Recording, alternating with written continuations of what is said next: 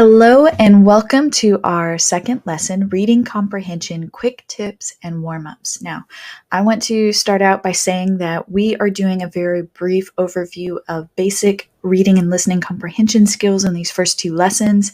Successive lessons, we are going to go much deeper and really apply a different strategy and a deeper strategy for each kind of genre. So let's start out by just a basic reading comprehension plan that you can use in any genre. So overview real quick, reading comprehension study tips, reading the context, which is incredibly important to reading comprehension, and then we're going to do some practice. So what is reading comprehension? It is defined as the ability to understand the explicit and implicit meaning of a text. This means that you've got to be able to not only understand what it says and what it is about, but what are the implications of what the author is saying? How does it apply to the real world? How does it plug into the real world around us? You cannot truly comprehend a text. It is easy to read something and just basically throw up what it means, what you just read, what it just says, but you need to be able to plug it into what you already know. We're going to talk about that as we go on as well. So reading and listening are both skills in any language that are the receiver skills, because speaking and writing is where you produce the message and you send it out to be comprehended by someone else. Reading and listening, you take in someone else's message and comprehend it for yourself. But there are some very important differences between reading and listening. For one, reading is much more tangible than listening. Tangible in that you can either feel the page, you see the letters on the screen, however it is, you can see what it is you are trying to understand. Whereas in listening, yes, you have videos that you can watch over and over or listen to music over and over. It's not always possible to listen again, as if you're speaking to somebody normally, unless you really want to annoy them by saying, hey, can you say that again? Can you say that again?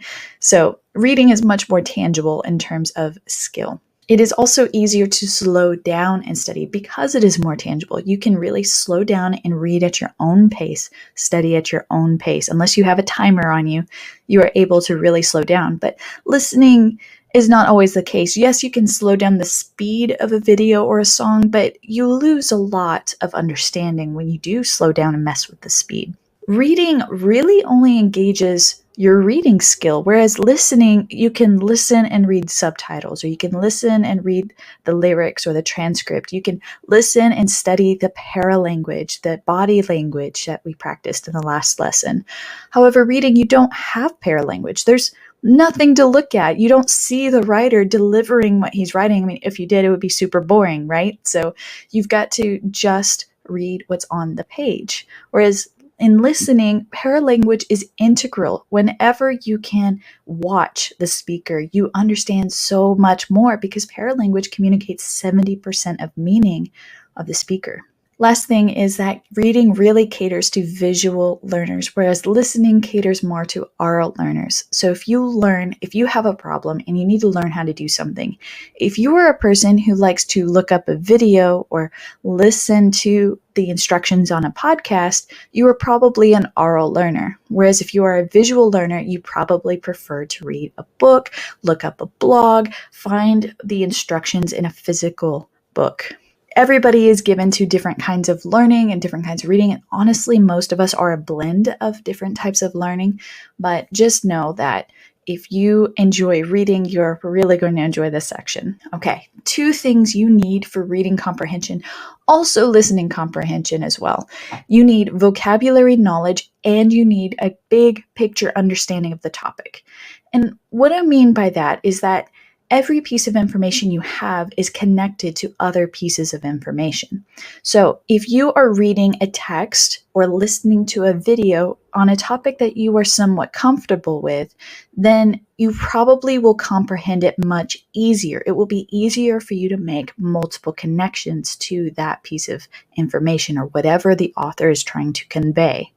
However, if you have no idea, what if I give you a text on underwater basket weaving? I don't know anything about underwater basket weaving, so I know personally if I read a text on it, I would have nothing to connect it to. I don't know how to weave. I'm not a particular user of baskets. I don't really use baskets that much. I really have no connection to underwater basket weaving. And so for me to understand, I would have to work much harder to comprehend that text. So if you need to understand something, we talked about this in listening in terms of culture. We talked about it in terms of paralanguage. I talked to you about how you can understand what the author or the speaker is meaning by their paralanguage, by their facial expressions, by what they're doing, their body language, by the culture that the piece comes from, whatever that is. In reading, it's the same idea. We are going to read some text later on in the course where it's from earlier in American history. It's from a different time and a different era. Nowadays, women have far more rights than they did back then. And so we are going to read some text from back then. It's going to be so much more difficult to understand because we have not lived in that. It's going to be more difficult to understand because we are not aware of what it's like to live in that time period or that culture of America back then. So we're going to talk about ways and strategies to be able to comprehend those situations. But for now, know that these are the two main things for being able to comprehend something. All right. So how to improve your reading comprehension skills. In the last lesson, we talked about 4 basic steps to being able to understand any kind of listening. Well, here are 3 basic steps to be able to comprehend any kind of listening. These steps go for any genre. Okay, nonfiction or fiction, whether it's comedy, whether it's romantic, whether it's nonfiction, a recipe, whatever.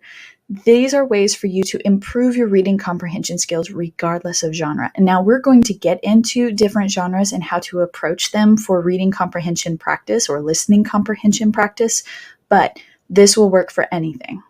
So step 1, read and take notes. Step 2, read aloud. And step 3, summarize. When you read and take notes, what I mean is that you need to slow down. You need to define vocabulary. It is best if you can print off something, a text to read, and that you mark it up. Whether you take highlighters and you highlight words that you don't know and phrases you don't know, or whether you circle them, whatever it is, really when you're marking up a text and engaging a little bit of writing with it, you're going to integrate, again, your reading and writing skills and practice more in the same time that you're allotting to reading. So anytime that you can practice more than one skill at the same time, the better. So first, define vocabulary. Make sure you understand how that vocabulary fits, what it means in the text. And then second, you need to identify the main idea. What is the author writing about? And why is the author writing this? And later we're going to get into like the context surrounding it and how that's going to fit into that author's context at the time. But for now, for the most simple approach, what are they writing about and why are they writing it? Third, you need to point out support. How does the author explain his or her perspective? What evidence supports the main idea? These are very important. So let's practice this. I'm going to give you a minute. Go ahead and pause your video. Read this paragraph. This is a text from a history book. I want you to read this paragraph and highlight or write down words that you do not know. And then I want you to identify the main idea. Go ahead and pause.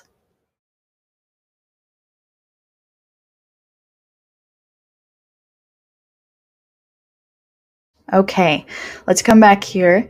And here are some words that I've highlighted that the average intermediate student will struggle to understand. Maybe they would have to look up. If you had to look up more than this, no problem. That is the beauty of reading comprehension, is you are able to slow down. You are able to break down these words and list out more and really enrich your vocabulary knowledge. But if you really already knew these, well done. All right, and here is the main idea of the paragraph. The French Revolution was caused by a combination of economic, political, and philosophical causes. Notice that this is almost identical to the first sentence in the paragraph. This does not always happen, but occasionally it does, where the main idea of a paragraph is the first sentence, and the last sentence should be a basic summary of what you just read. So, or the implications of what you just read even. We'll break that down more as we go, but this is integral. So step 2, you need to be able to read out loud. Read your text out loud. And when you do this, I don't mean read like a robot. I mean engage your voice. Slow down to pronounce words correctly. Actively think about where you are in a text. Enunciate appropriately for each part of the text. I really want you to stress your syllables. I want your voice to go up for questions. I want you to be able to put emphasis around those words that have a comma or quotation marks or something like this. I'm going to give you an example by reading this paragraph out loud. Economic, political, and philosophical causes combined to bring about the French Revolution.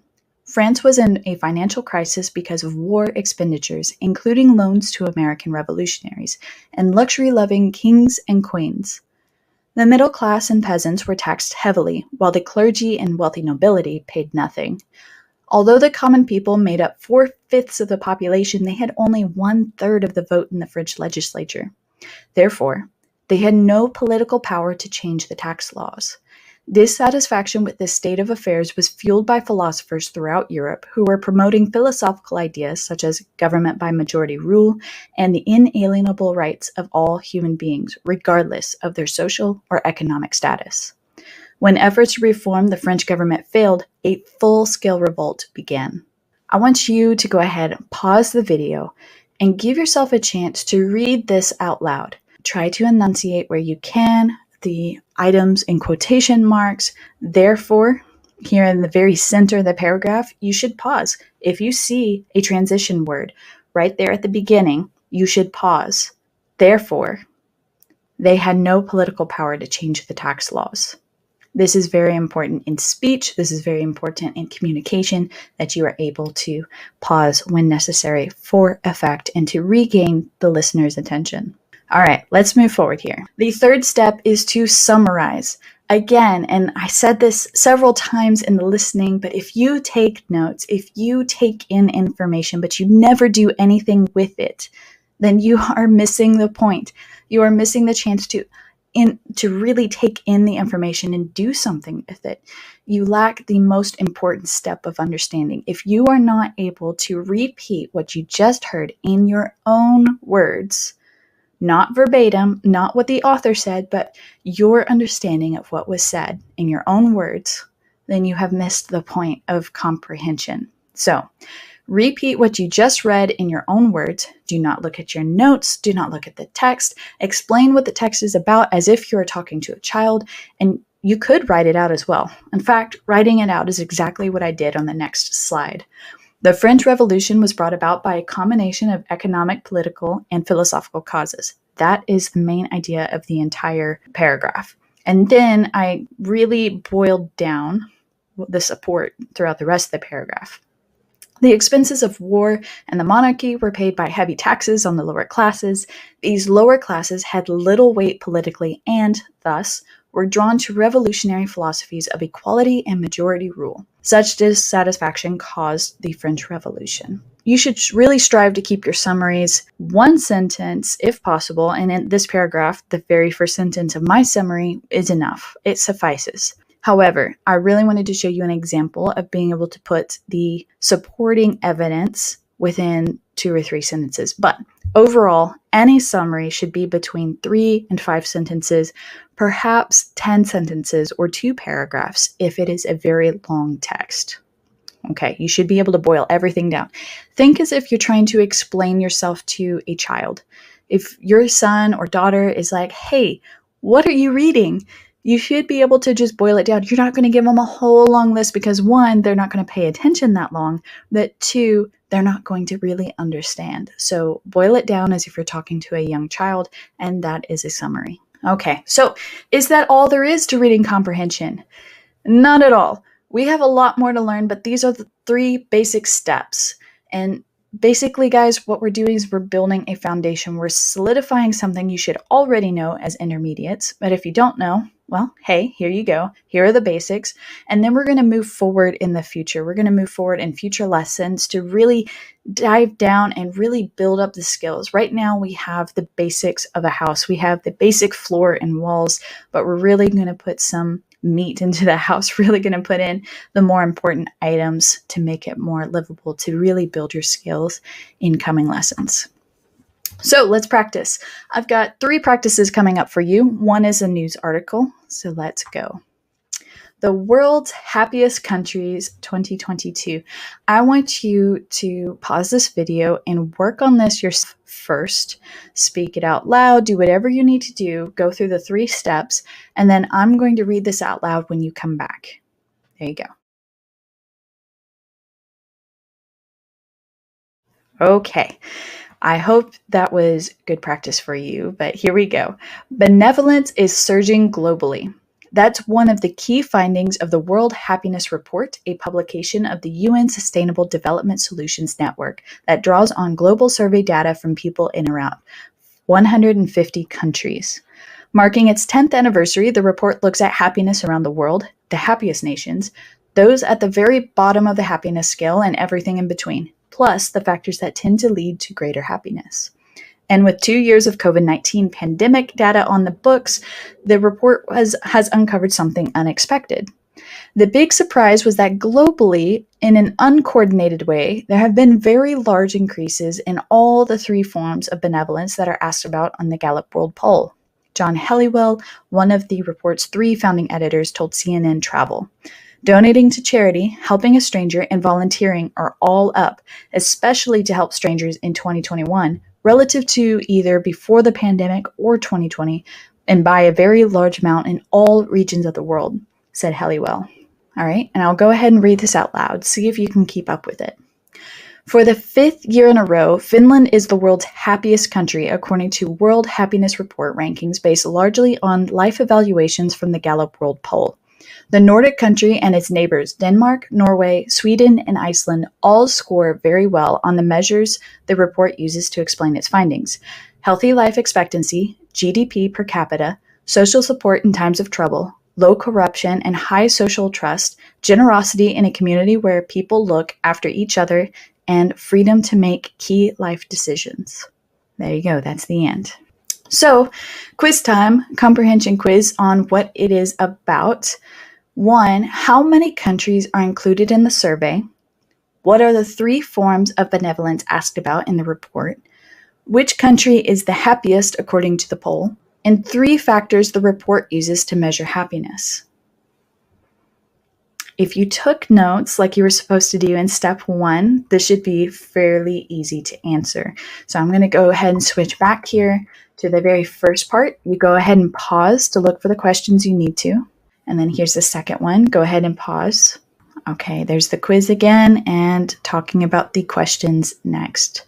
So, about 150 countries were included in the survey, and the 3 forms of benevolence asked about in the report are donating, helping a stranger, and volunteering. That was back here on the first page. Number 3, Finland, for the 5th year in a row, is considered the happiest country according to the poll. That is on the second slide. And then the 3 factors, you can choose any of these 3, but this was also on the second slide. There you go. All right, so the last step in our reading comprehension basic plan is to summarize. How would you summarize what we just read in 2 to 3 sentences? Okay, here is how I put it. The article explains that Finland is the happiest country in the world for the 5th year in a row by the Gallup World Polls research in 150 countries. Finland scored amazingly well in action items like the likeliness to volunteer, help a stranger, or donate, and in happiness measures like low corruption and high social trust. So notice there, I've got 2 pretty long sentences, but the basic rundown is that this is the main idea. Okay, Finland stood out in 150 countries in this world poll for the 5th year in a row. And then how did it score well? It scored well in things like this. The 3 benevolence marks, and then I put in 2 of the other options for things to measure happiness in a country. So very interesting, actually. This article was super interesting, so you can look it up if you really want to read the rest of it. Okay, our second piece that we're going to look at today is the how-to article. Remember to take notes after I show it to you the first time. This is the whole thing this time. It's not on 2 slides, so go ahead and pause here, take your time, read through, and we'll see you on the other side.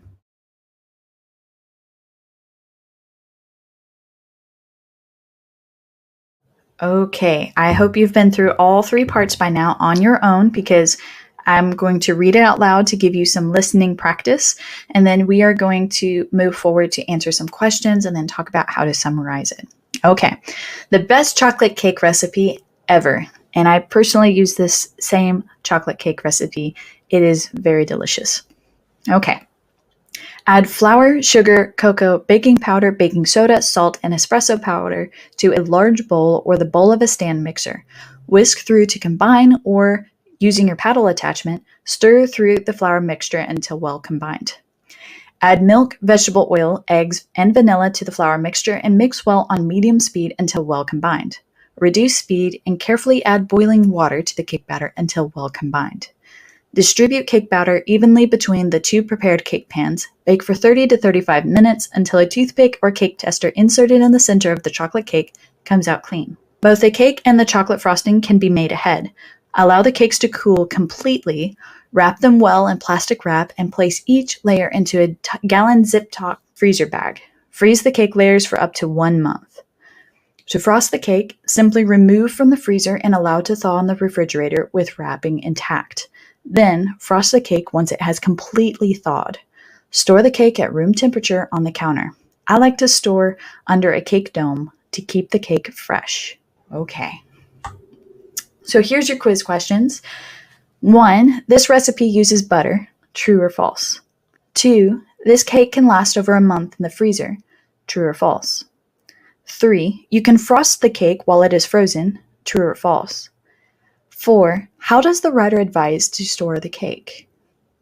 This recipe uses butter is false. It does not. And the cake cannot last over a month in the freezer. It can only last up to a month in the freezer. You can frost the cake while it is frozen. You better not, because as it thaws, your frosting would slop off to the sides as well. So don't do that either. And number 4, the author advises that you keep the cake on the counter at room temperature under a cake dome. Now, a cake dome is like a big glass lid that fits over the cake. And so it seals it from lots of air so it doesn't get hard or go stale. But it does sit there on the counter at room temperature.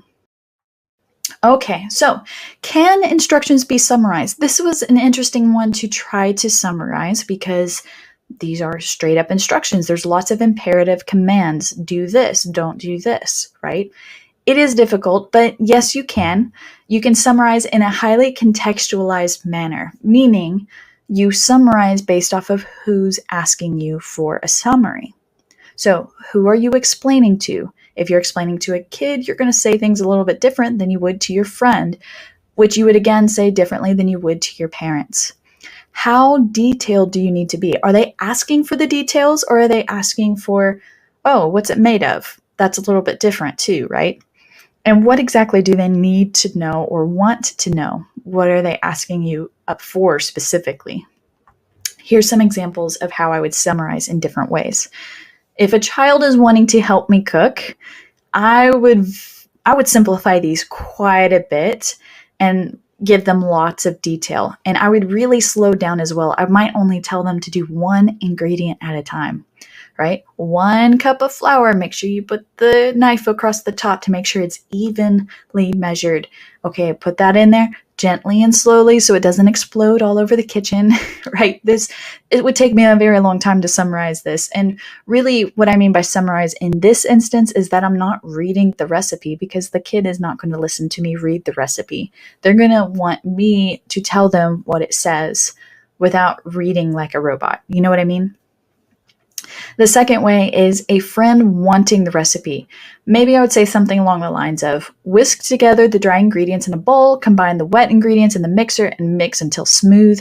Then add dry ingredients slowly until it's incorporated in the wet mixture. Then add your boiling water and mix it till it's smooth. Pour the batter into 2 pans evenly, put in the oven for this temperature for this long. And I would say that as I'm like handing them the recipe. That way I'm basically saying like, this cake is super simple. Dry ingredients, mix your wet ingredients, put dry ingredients in there, make it smooth, add boiling water. That's significant because that's not normal to put a lot of boiling water in a cake. And then put it into 2 pans evenly, pop it in the oven. So a friend, I would explain very differently in summary form than I would to a kid. And again, if somebody's just asking about the process, wow, how did you get this cake to be so fluffy and airy? They're not really asking for the recipe in that instance. They're asking what's different about this recipe than other chocolate cake recipes. And you could say, it's the same recipe, but I use boiling water and vegetable oil to make it light and fluffy. That's all you would have to say to summarize that. So how to summarize how-to articles and instructions and recipes is highly contextualized. It really depends on who you're talking to and what they're actually asking you for. Okay, let's take a look at a blog post. These are going to be much more casual. They can be extremely informative, but ideally they're not as strict as an instructional piece. They're not as strict as a recipe. They're not just full of commands, right? This excerpt was taken from How to Write a Blog Post in 2022 from ryrob.com. This is him talking about what he's learned over the years, and this section right here is towards the end of the blog. I would like you to go ahead and pause the video, read this at your own pace, and then I will come back on and read it aloud to help you with cadence and pronunciation. See you in a minute.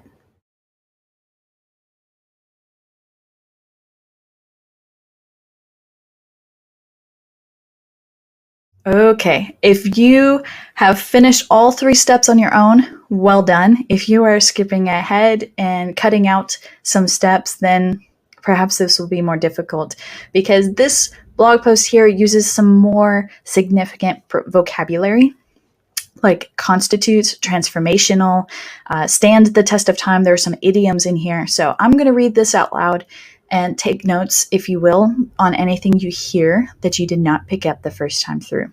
Here we go. While the competition for clicks increases each year and organic traffic from Google continues to shrink, there are still incredible new opportunities to expand your reach and build an audience this year. But that increased competition doesn't mean you need to throw in the towel on your blogging ambitions. The bar for what constitutes transformational content continues to be raised, and this is your call to rise to the occasion as a blogger. In order to write a blog post that can stand the test of time and rank high in the organic search results, it'll require a growing time investment on your end. Now, it's up to you to determine whether or not that work is actually worth it. If you ask me, it definitely is. Okay, notice how many idioms are in this phrase. We have to raise the bar over here in the middle. He's going to call to rise to the occasion. You need to throw in the towel. Continues to shrink is a metaphor, meaning getting smaller and smaller, but traffic kind of gets smaller, I guess, but not as small as you would expect. Stand the test of time on your end. All of these are idiomatic phrases and definitely worth adding to your repertoire for vocabulary and idioms. And you will see them a lot in coming reading text. So definitely write those down if you have not already. All right, let's move forward. So, quiz questions. Number 1, what 2 things make starting a blog difficult in 2022? Number 2, what kind of blog post needs to be written to do well in 2022? And number 3, what does the author say a successful blog requires? Go ahead and pause. You can take a picture of this or you can write it down, and then I'm going to go back to these slides so you can take a look. Okay, go ahead and pause so you can answer these questions. Okay, if you're back, let's talk about these. The 2 things that make starting a blog difficult in 2022, he suggested growing competition from other bloggers and shrinking organic traffic from Google. This means that there's less and less traffic coming from the Google search engine. Number 2, what kind of blog post needs to be written to do well in 2022? Timeless and high ranking in search. So timeless meaning it's going to be relevant for a long time. Number 3, what does the author say a successful blog requires? He suggests a growing time investment from you, the writer. It's going to take more and more and more time the bigger and bigger and bigger your blog gets. That's the idea here. Okay, so how to summarize this? Though blogging has lots of competition and less traffic from Google search, it is still worth the time investment for those willing to work hard to produce timeless, relevant blog posts. There you go. That is the summary. Very easy, succinct, all together in one sentence. All right. And here's a quote from Dr. Seuss. He's a famous children's book author, and hopefully we will be able to go through some of his stuff later in the course. The more that you read, the more things you will know. The more that you learn, the more places you'll go. I love Dr. Seuss. I grew up with listening to his books. My parents grew up listening to him. He was alive and writing when my grandparents were around, and I currently read this to my own children. It's really fun books. Okay, so things you need to remember from this lesson today: read and take notes, learn the vocabulary, identify the main idea, note the context in which something is written and to which something is written. Read out loud, practice your pronunciation, intonation, and stress. Even move your body around as you're doing it if you're comfortable enough for that. I know it is really difficult to focus on how you say something when you're just trying to get through reading it. But if you slow down, take your time, practice that pronunciation, intonation, stress, put emphasis on words that are surrounded with commas and quotations, pause at periods.